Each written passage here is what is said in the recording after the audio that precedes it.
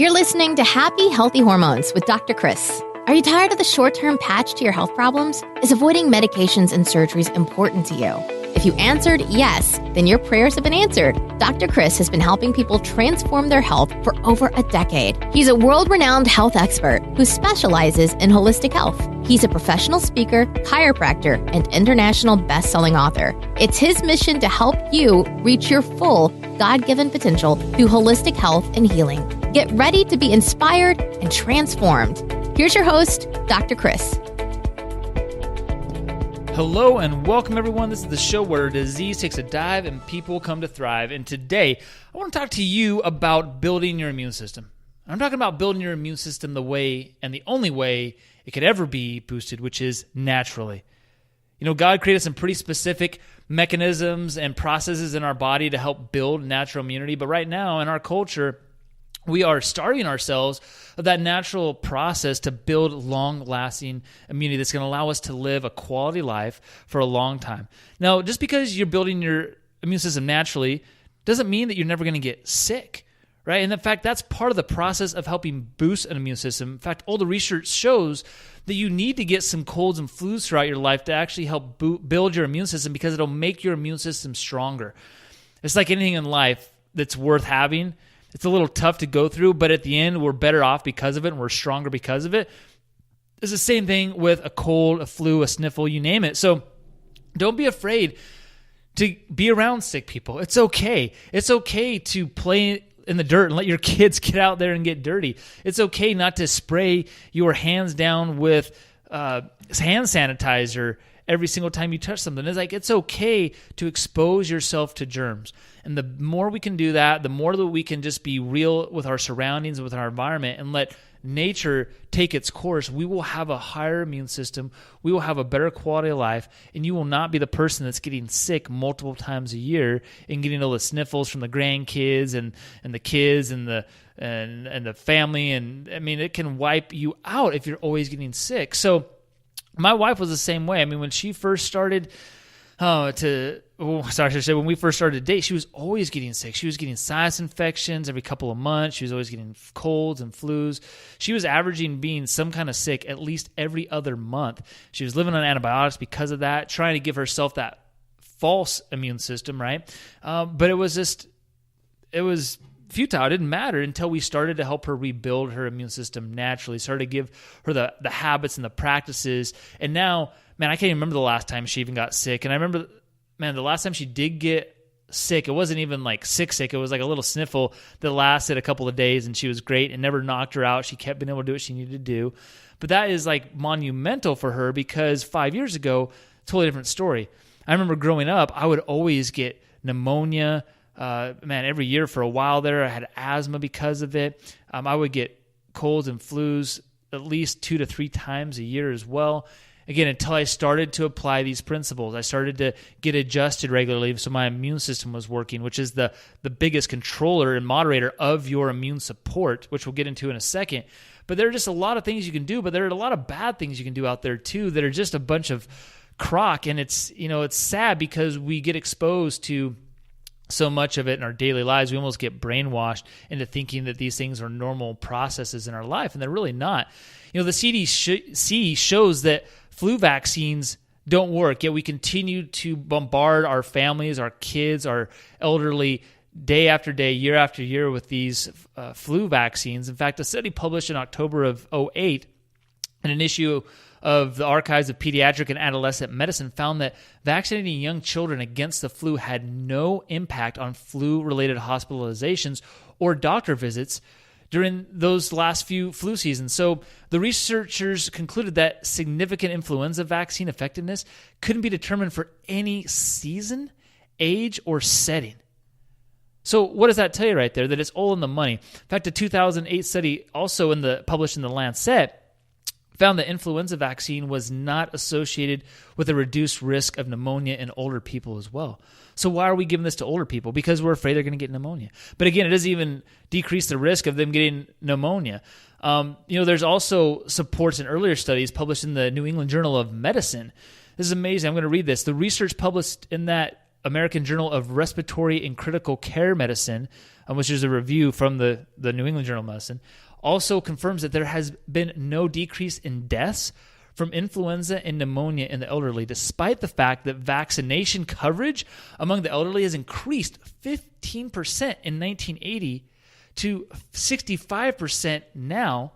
And in 2007, researchers discovered as well that, let me back up. This was all research done from the National Institute of Allergy and Infections.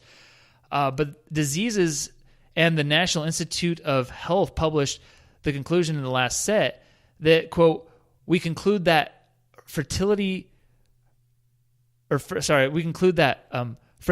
selection bias and use of nonspecific endpoints such as all-cause mortality have led cohort studies to greatly exaggerate vaccine benefits. I mean, if you look at the studies, there is no benefit, right? It's crazy. It's more of a correlation if people get the flu shot and don't get the flu than it is an actual cause. In fact, there was a huge study, systematic review of 51 studies published. This is called the Cochrane Database of Systematic Reviews. Huge, it's like the gold standard. In 2006, they found that no evidence that the flu vaccine is any more effective than a placebo in children under 2 years old. Studies involved over 260,000 children aged 6 to 23 months. So understand, we need to figure out what you need to do to build your immune system, how to avoid the flu shot at all costs. The research out there shows that it doesn't work to get a flu shot, and we got to start to create our own flu shot. I'm going to show you what I mean by that, okay? But there is no flu season. Understand that. There's peaks in the flu, October to January usually, because people are so bad with their lifestyles. They're eating a bunch of junk food and candy and sugar and not exercising. And there's a lot of reasons why we're more prone to get sick because we're not giving our body what it needs usually in those seasons. In the end, it's your choice whether or not you're going to get a flu shot, whether or not you're going to go through the consequences of that. And to get a flu shot and go through the consequences is always an individual choice. I'm all about free choice, but we've got to be educated and hear both sides of things as well. So when we get a virus like chickenpox, for instance, you have a lifetime immunity to that virus. We don't have to keep getting that virus to help getting ourselves, built up immune system to that. Versus a flu vaccine and any vaccine, they have to get boosters for those things. We have to continue to get a lot of those vaccines. Why do we have to get a flu vaccine every year? Right? Because it doesn't build long-lasting immunity. In fact, at very best, it's a guess for what even the new strain, because viruses are always mutating, they're always adapting, just like our own bodies. So look at this. Are you looking for health in the right places? Could you be building your health better right now? Could you be putting toxins in your body you're not aware of? Do you want to be putting extra toxins to get healthy? Right? Does that make sense? You want to put toxins from a flu shot in order to promote health. It's okay to have symptoms. It's okay to get a flu. It's okay to have a cold. It sucks sometimes. I get it. But the more we suppress those symptoms, the more it lowers our immune system. And the more we do things to avoid getting those in the first place, like artificially, like flu vaccines, it damages our immune system.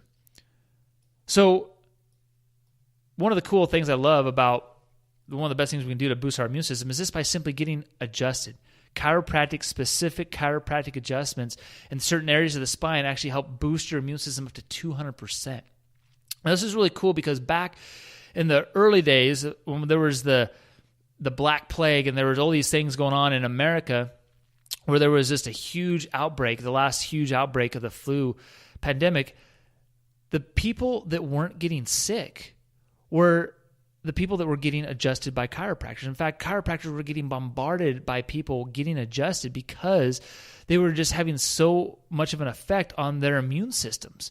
It was crazy, and that was the only difference between those people. And so you can go and look it up in the research and stuff. I won't get into much more detail into it, but it's amazing what we can do just by having our nervous system function at its highest level. All right, now, don't get scared and thinking that you're going to die if you get the flu. The CDC claims that 36,000 people died in 2005 from the flu. However, only about 1,800 died in 2005 and 1,100 in 2004. And those were like the real numbers because that 36,000 is an inflated number. The real numbers are because they're putting in complications of pneumonia, people that are autoimmune compromised. And it's the pneumonia and the complications from that. It's not the flu. So don't get fooled by that.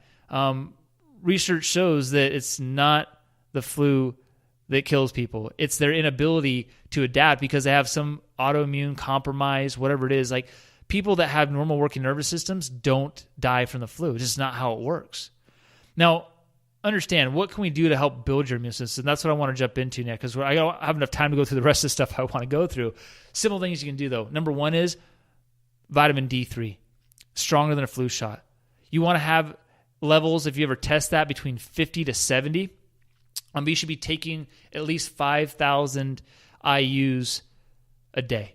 If you have a sickness, like if you're going through it, take 10 to 20,000 IUs a day. Number two, get sugar out of your life.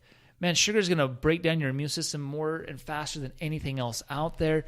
And then make sure you're getting adjusted on a regular basis. In fact, every time you get an adjustment, it'll boost your immune system up to 200% for an hour or two after the adjustment. But people that are regularly getting adjusted, it has a cumulative effects. In fact, people that get regularly adjusted, and this is an average of 2 times a month minimum, they get a 300% higher immune system on average compared to people that don't get adjusted at all after 5 years of consistently doing that. So this is one of the benefits of making sure your nervous system is functioning at its highest. And then the last thing is making sure that your gut is healed, making sure you don't have extra breakdown in that gastrointestinal system, because that's going to be another huge layer of your immune system is your gut health. So what are you doing to promote that? What are you putting in your body? What are you doing to repair that?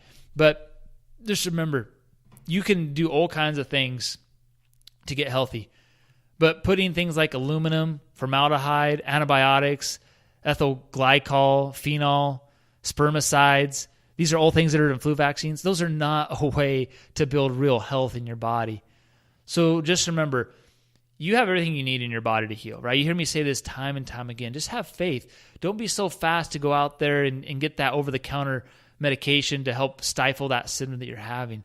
I get it. There's frustration when you're sick, and sometimes you're so sick you do anything to get better. But why don't you look to get into the cause first? Or at least, if you do that short-term patch, immediately try to get to the cause, right? Look at what you can do to build your health for the long term, not just the short term, right? I don't want to see you spend all your life neglecting your health, just trying to accumulate some extra wealth just to get into your golden years, retirement, having to spend all that wealth just trying to get back your health. So have a blessed day. We'll see you next time.